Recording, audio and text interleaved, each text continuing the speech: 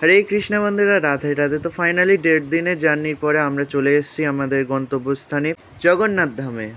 আর আমাদের রুম ছিল 3 তলায়, কিন্তু কেশবকে নিয়ে ওঠানামা খুবই প্রবলেম হবে, তো তার জন্য আমরা গ্রাউন্ড ফ্লোরেই ছিলাম। দেন আমরা বাজারে বেরিয়ে গেছিলাম।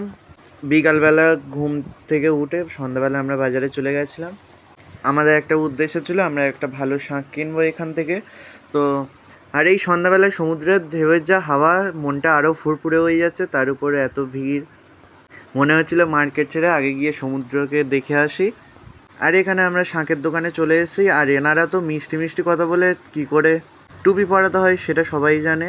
তো আমরা শাঁখটা সেভাবে যাচাই করে নিচ্ছিলাম, কিন্তু দামটা এরা নিজেরাই ঠিক করে নিচ্ছে। আর এই শাঁখটা যেটা আমি দেখছি, এটা ডিজাইনটা ভালো, এটা মন্দিরের জন্য ঠিক আছে, বাট বাড়ির জন্য একদম ভালো নয়। অনেকটাই বড় আর পরিষ্কারের ব্যাপারও থাকে। আর বেশিরভাগ দোকানে শাঁখে দেখবে তোমরা প্যারিস করা থাকে, আর সেগুলো লাইটে যাচাই করে নিতে হয়। যদি বা কোনো দাগ থাকে তাহলে বুঝবে সেটা প্যারিসের দাগ, পরে কিন্তু ওখান থেকে ফুটো হয়ে আর বাঁচবে না। সেটা নিজেদের চেক করে নিতে হবে, ওনারা তো আর চেক করাবেন না। তো ফার্স্ট দিন ছিল বলে আমরা যাচাই করে নিলাম আরও কটা দোকান। আর এই আমার ছোটো মাসি, আমার নিজের বদ্দির থেকে একটু বয়সে বড়, তাই আমরা মাসির খুব ক্লোজ। মাসিও আমাদের খুব ভালোবাসে আর আমরাও খুব ভালোবাসি, ইয়ার্কিটাটা সবই চলে আমাদের। তো আমরা তারপরে সমুদ্রের পাড়ে চলে গেছি সমুদ্রের ঢেউ দেখতে। বাট এই যে মোমেন্টটা, এটা কারোর সঙ্গে শেয়ার করা যাবে না। তো চলো টাটা, নেক্সট ভিডিওর জন্য প্লিজ ফলো করো।